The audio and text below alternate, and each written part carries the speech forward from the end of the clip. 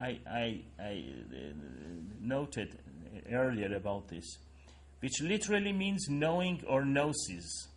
Sufis are urafa, that is, people who have acquired true knowledge of existence. This sort of knowledge is not a relation between subject and object. There is no opposition between the arif or knower and the external world. In fact, it is self-knowledge that ends in perception of existence. Well, it is somehow difficult to explain it in the modern philosophical ideas, that how self-knowledge ends in the perception of outward world. Self-knowledge ends in the perception of outward world, in the perception of existence. The arif is a wayfarer, is a salik, traveler, who has traveled the path toward God, has reached the reality of existence, which is God, and has acquired a knowledge which is the only true knowledge of existence. In this kind of epistemology, the more one attains various degrees of faith, the more this knowledge is attained. You see, this separation of faith from knowledge, which we see it from in the early Christianity, in the words of Tatian, I think, or Tertullian, that what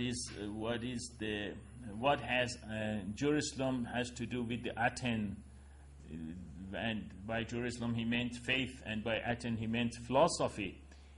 This is not the kind of thinking that you will find in Islam, except for those who Mullah Sadra called them are those who will go to hell.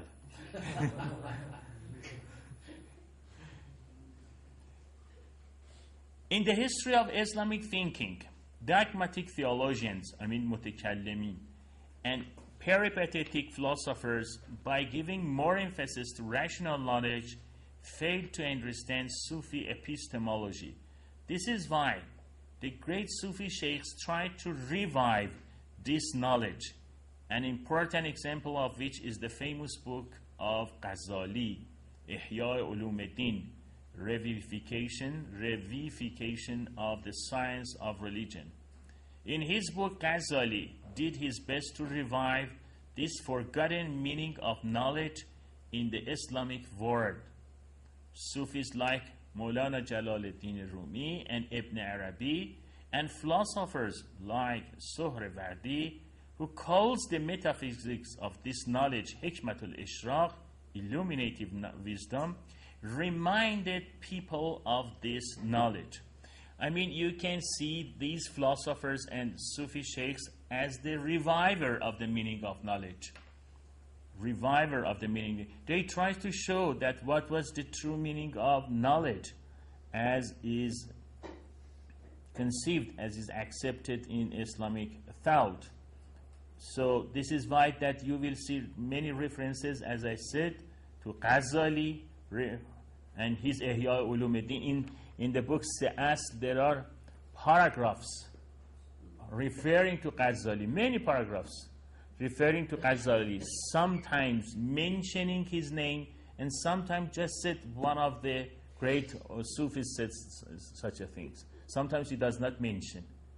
And this is false, if we think that he wanted to say this is my ideas and this is my words, he doesn't want to mention, because Ghazali has not a very much good repute at the Safavid period.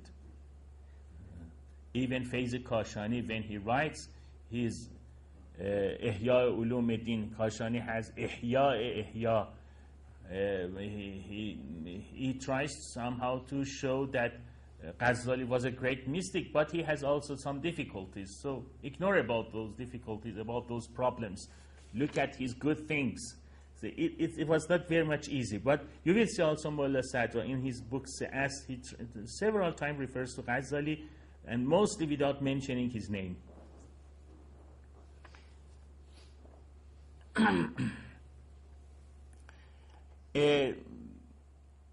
I want to mention a dream. Perhaps you know about it, about Sohrawardi, about this revivification of the true knowledge of religion. In a dream, Sohrawardi, the founder of the Hikmatul Ishraq, who was seriously occupied with the problem of knowledge.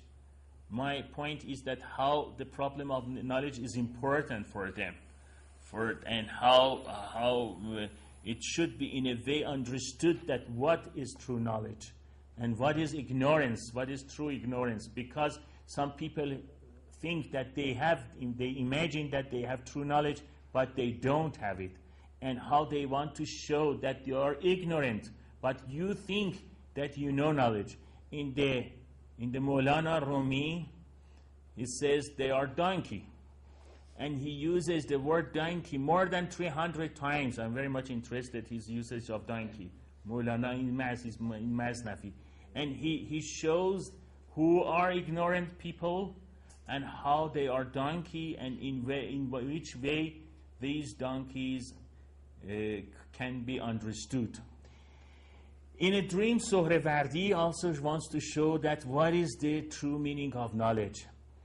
Sohrawardi was seriously occupied with the problem of knowledge and was unable to solve it. Sohrawardi says, saw Aristotle and asked him for the solution to this problem.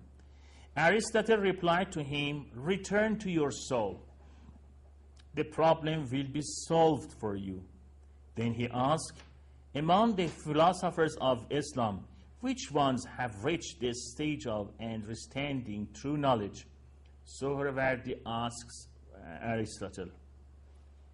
After denying that Farabi and Ibn Sina were true philosophers, Aristotle. It's very interesting because Farabi and Ibn Sina were followers of Aristotle. But in his dream, Sohrawardi says that he denies.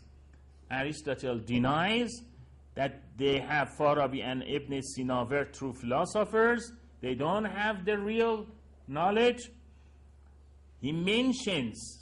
Aristotle mentions some of the great Sufis, such as Bayezid Bastami and Sahl Tustari, and continues, they are truly philosophers and Theosophists, sages who have not stopped with what is commonly accepted as knowledge, rather have reached intuitive, unitive knowledge by presence.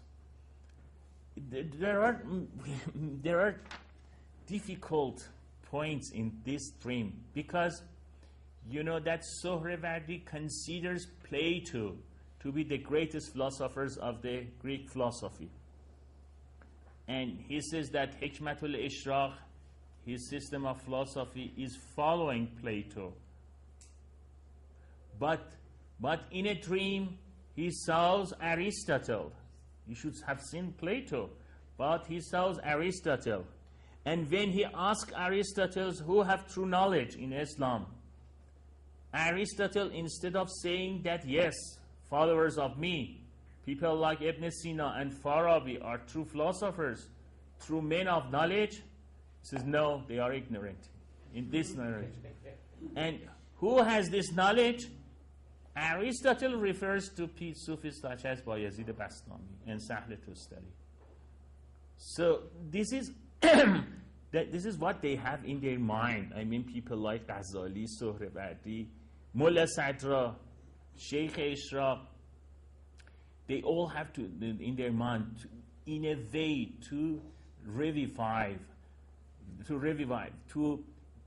make a new life to that kind of intuitive knowledge which they think that have been forgotten. Mutakallimun in a way have forgotten it. Jurisprudence in another way. Even philosophers such as Farabi and Ibn Sina in their own way, they have all forgotten this true knowledge. Each of them you will find this problem even in the Masnavi of Rumi. One of the main issues in the Masnavi of Rumi is the issue of knowledge. And what is the true knowledge? So knowledge is a very important for them.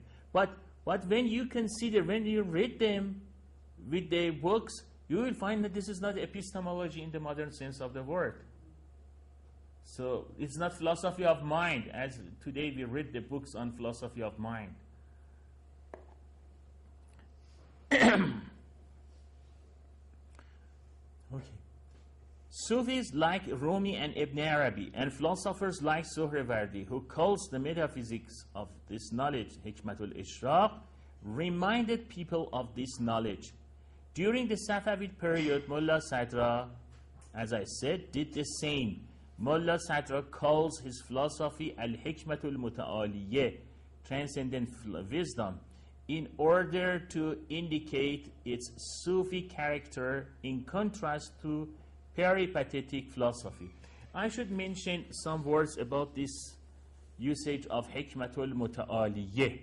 The term Hikmatul Muta'aliyeh was used long before Mullah Sadra. It was not his, he was not the inventor of the word, by Sufis such as Qaysari. I mentioned the name Qaysari as one of the commentators of Fusus al-Hikam of Ibn Arabi. The famous commentary of Fusus al-Hikam is the Qaysari's one, which is quite current in the religious seminaries in Rome. They read it. Even this term, Al-Hikmatul Muta'aliyeh, appears in the works of the peripatetic philosophers, even in their works. Ibn Sina used this term in his Isharat when he speaks of the souls of the celestial bodies, Nufus Ajsam Samawi, souls of the celestial bodies. Ibn Sina says that only those who possess transcendent wisdom, Al-Hikmatul Muta'aliyeh, can understand this. In his commentary on this part of Isharat, the famous commentator of the Ibn Sina, Tusi, Khaja Nasir Tusi, says, peripatetic wisdom is purely discursive, while this problem, and those like it, can only be solved completely through discussion and reasoning, accompanied by unveiling, kashf, and intuition, zawq, and the wisdom that includes it is transcendent wisdom. Tusi says, the wisdom that includes this kind of understanding is transcendent wisdom, Hikmatul Muta'aliyeh. I mean, the term was used before Mullah Sadra.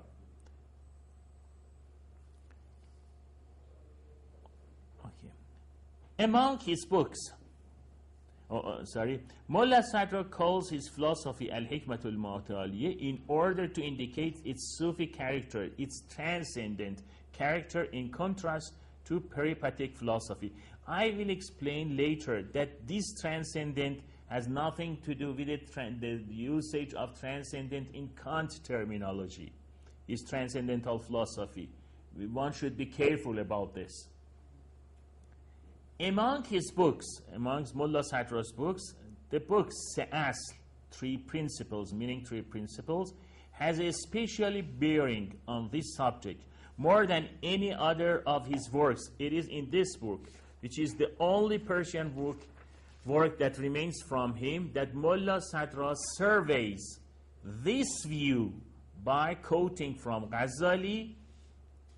As I said, in the beginning of this treatise, he defines this knowledge and way of perception, which according to him is the only true one. Then he enumerates its differences from other sorts of knowledge and emphasizes that it is a kind of intuitive knowledge by presence. He used the word ilm al-hudhuri in the book Se'asl. One of the topics of this book Se'asl is about ilm al-hudhuri. Ilm al-hudhuri, and he elaborated the idea in this book, as I said,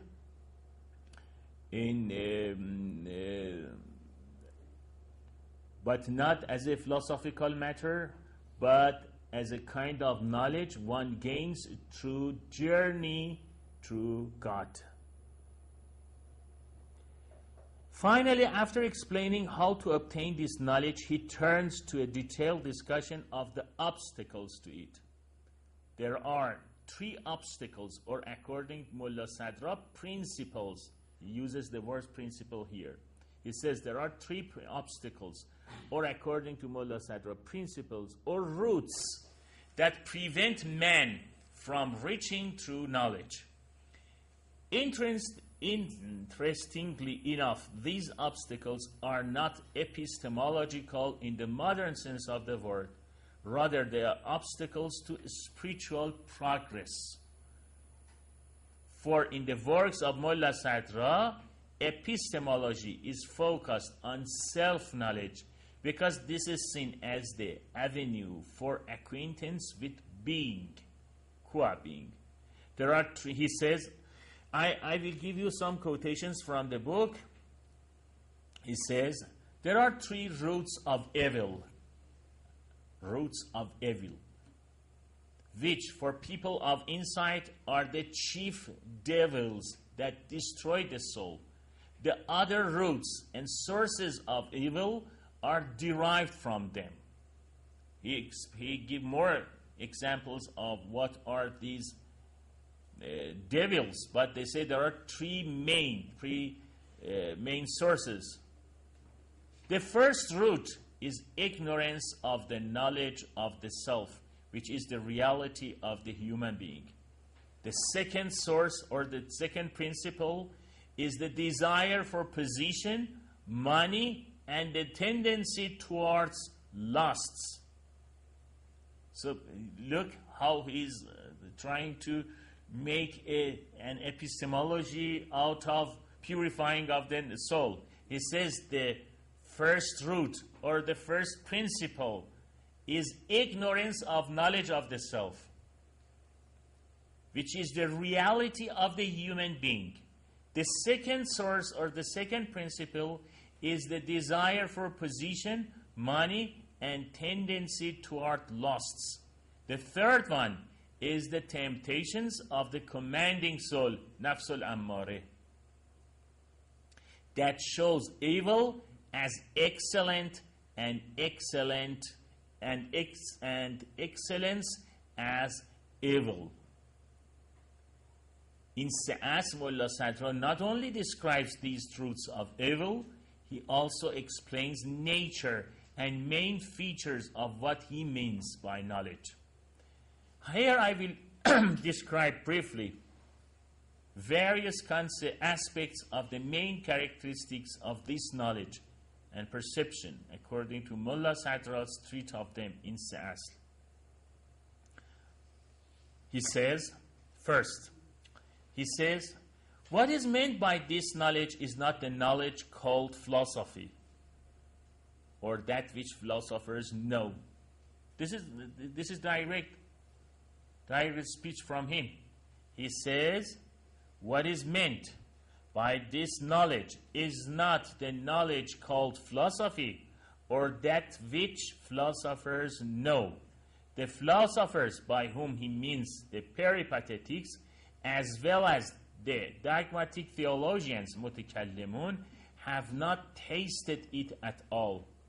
This is why they have tried to reject and blame the true men of knowledge, that is Sufis. The greatest philosophers of the Safavid period denies completely Ibn Sina and Farabi, and says that their knowledge of philosophy, what they call philosophy, is not true knowledge.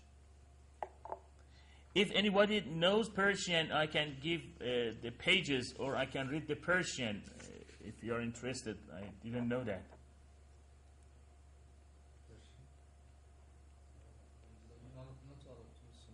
No. Okay. If you want the direct expression, direct words of him, if anyone wants, I can read it. But you want it? It's good to hear. Yes, good to hear.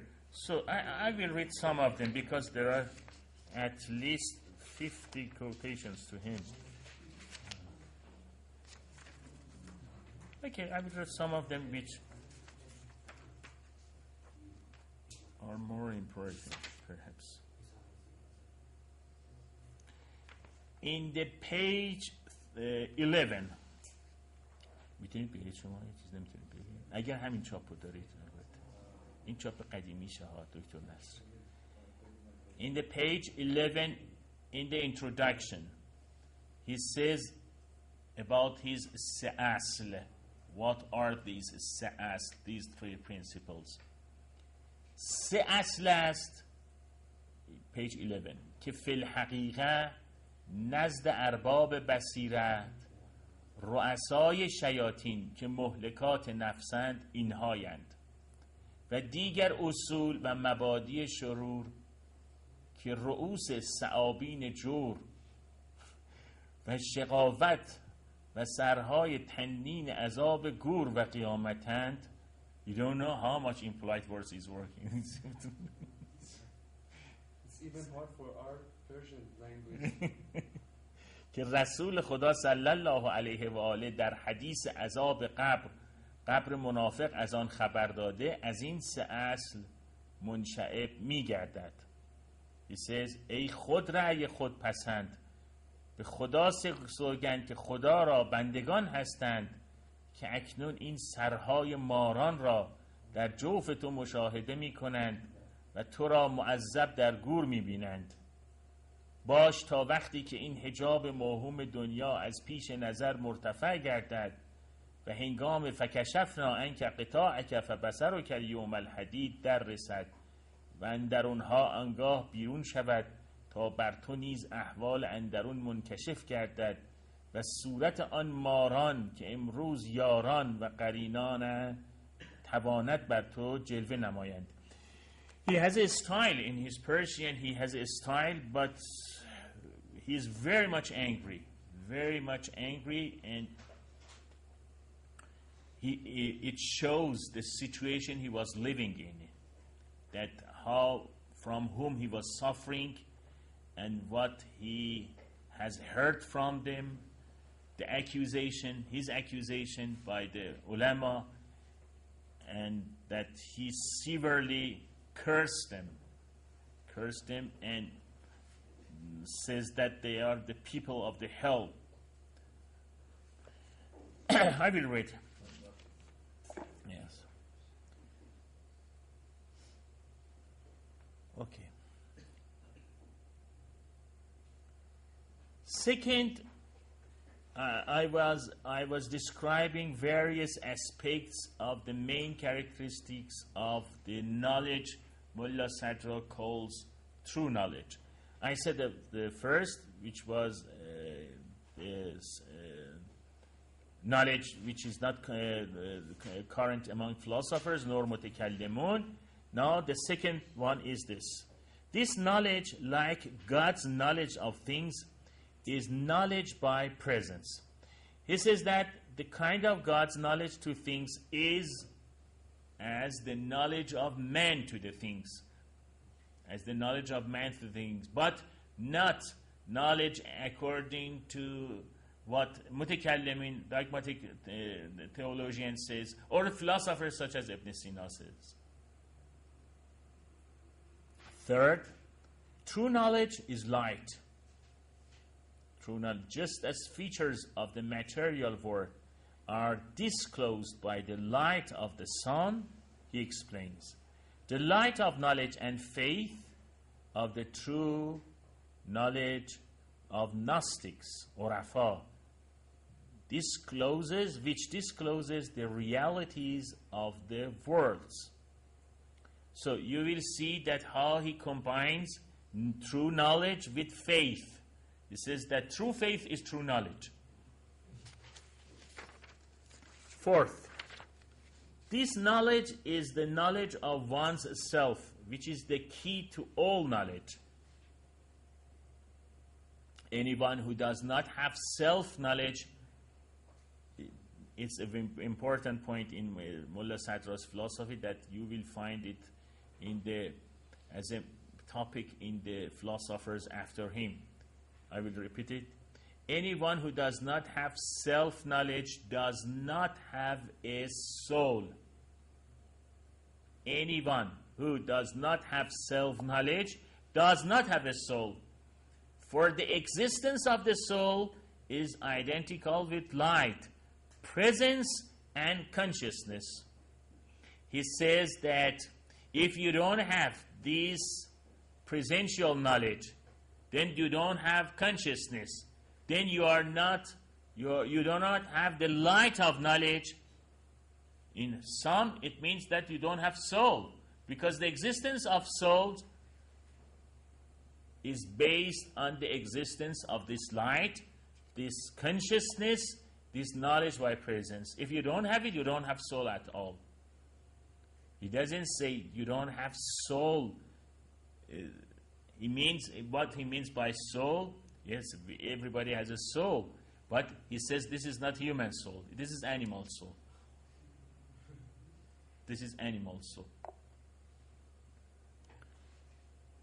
5.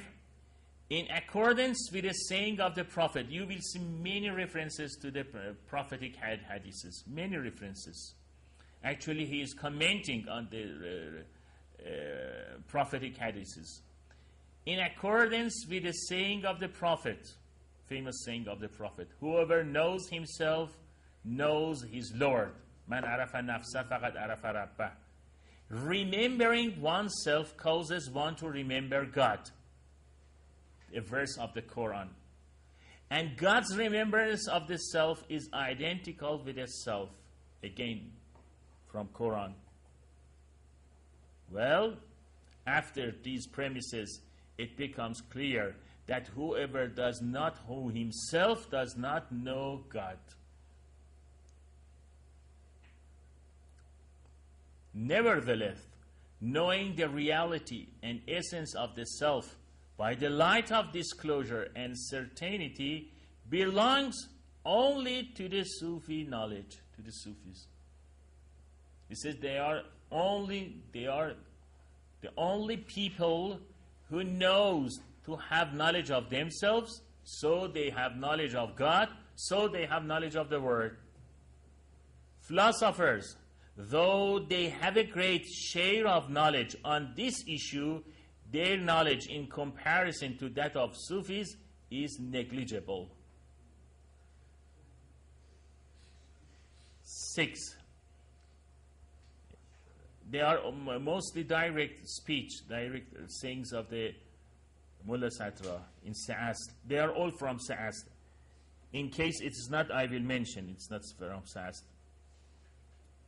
Most ulama, most scholars and philosophers have thought that the essence of humanity is the same in all without any difference. This is another point that you will find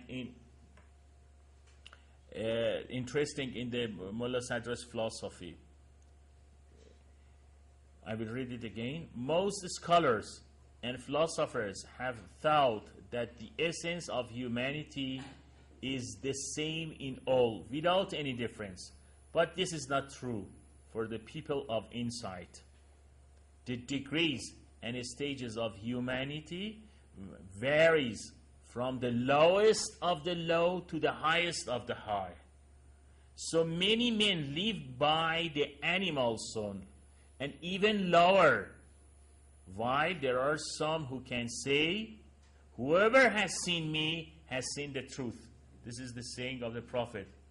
Man ra'ani faqad ra'al haq. Whoever has seen me has seen the truth. Knowledge of the self and its stages, however, is difficult and is not gained except by the perfect ones.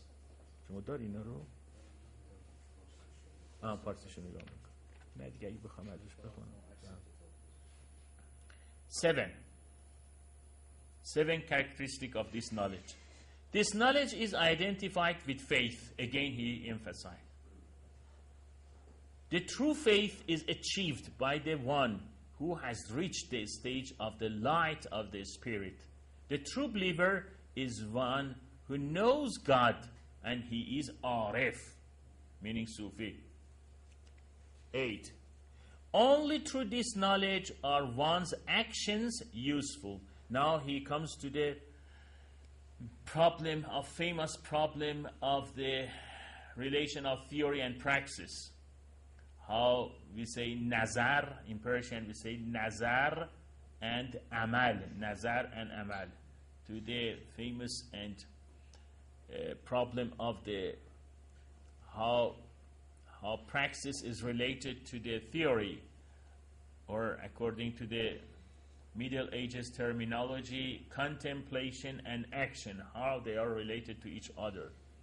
He says that only through this knowledge are one's actions useful. Otherwise, actions are not useful.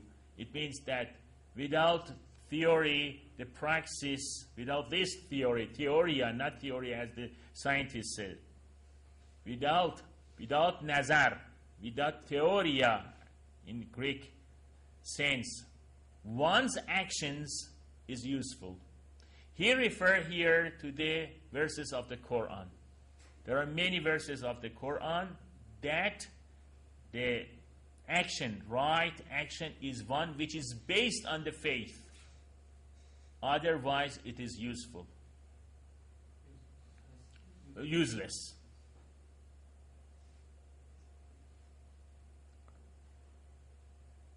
Nine. Besides the bodily eye and ear considered unreal, with which we see and hear, there are another eye and ear for man, which are real. They are the eye and ear of the heart, and result from the light of knowledge. He says this eye and ear we have are not real.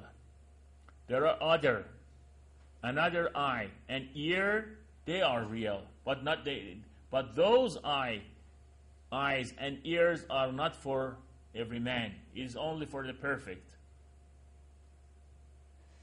It is only by these that one sees the realities of the word.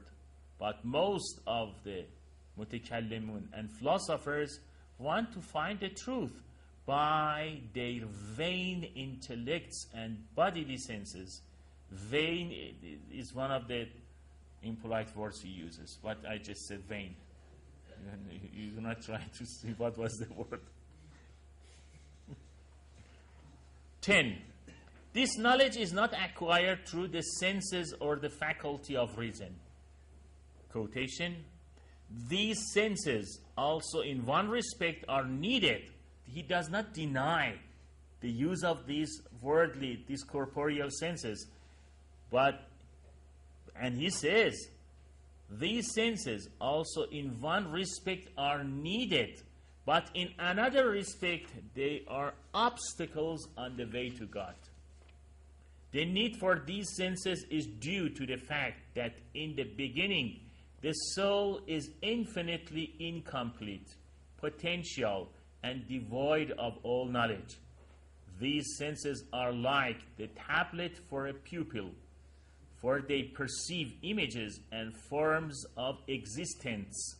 However, anyone who trusts sense perception, which is the source of error and deception, he will not obtain anything but weariness of the eye and perishing of vision and hearing, as well as of reason and consciousness. Even reason, let alone the senses, so long as it is not illuminated by the light of love, cannot reach its main ideal. I will read this last sentence. Even reason, so long as it is not illuminated by the light of love, reason and love together, cannot reach its main ideal, which is God. So when some people say that we have the way of knowledge, we have the way of love, yes, it is right. We have the way of knowledge in Sufism, we have way of love in Sufism, the famous books by Chitik, the Sufi way of love, the Sufi way of knowledge, but one should look at this point that in Sufism itself knowledge is not something completely different from love, and vice versa. According to Maulana Rumi, in his famous poems on muhabbat, meaning love, he says, میتونید بیارین نشانه توی از محبت تلخ و شیرین شود از دارینش؟ بله پارسیه. When he has I think about it is 10 verses on love following each other, he says at the end, این محبت هم نتیجه دانش است.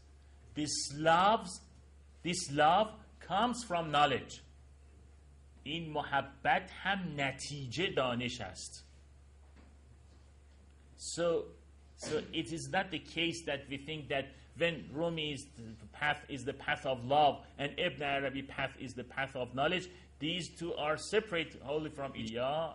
And the famous Persian book on the hagiography, the history of the Sufi saints, you will find that the people of knowledge with different emphasis, I mean, the emphasis put Rabi'e on love differs from the emphasis put Junaid on knowledge. Yes, but there are the degree of emphasis. It's not the case that they are separated from each other completely. The degree of emphasis on knowledge or love differs in the different Sufis.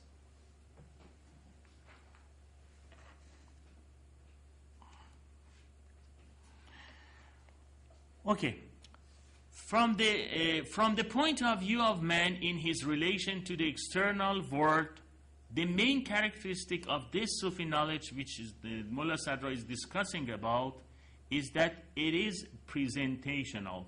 This word, knowledge by presence, ilm huduri, which is one of the main key concepts in the Mullah Sadra epistemology, is commented by him in another way.